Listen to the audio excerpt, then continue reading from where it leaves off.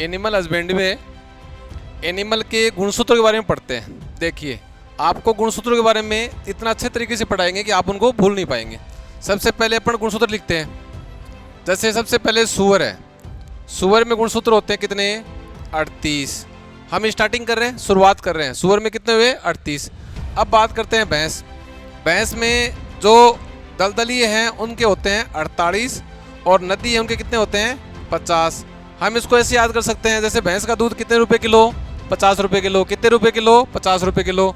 अब बात करते हैं गाय नीचे, तो गाय के होते हैं 60। कैसे याद कर सकते हैं? गाय का दूध कितने रुपए किलो? 60 रुपये किलो।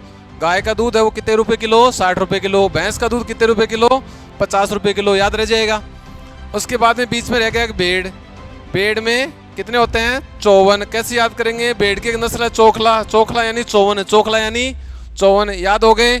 शुरुआत की सूअर से 38। भैंस दूध कितने किलो? 50 रुपये किलो। याद हो गए 48 50। बकरी गाय, गाय का दूध कितने रुपए किलो? 60 रुपये केजी।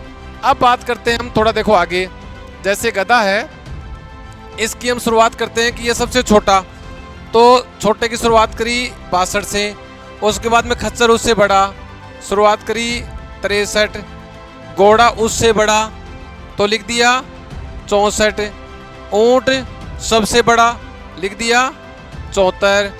और उसके बाद में कुत्ता, मुर्गा या मुर्गी, तो इसका अपने लिख दिया 78। यानी ये सबसे छोटा, और घर में सबसे छोटा होता है उसको वो सबसे बड़ों का क्या होता है? प्रिय होता है।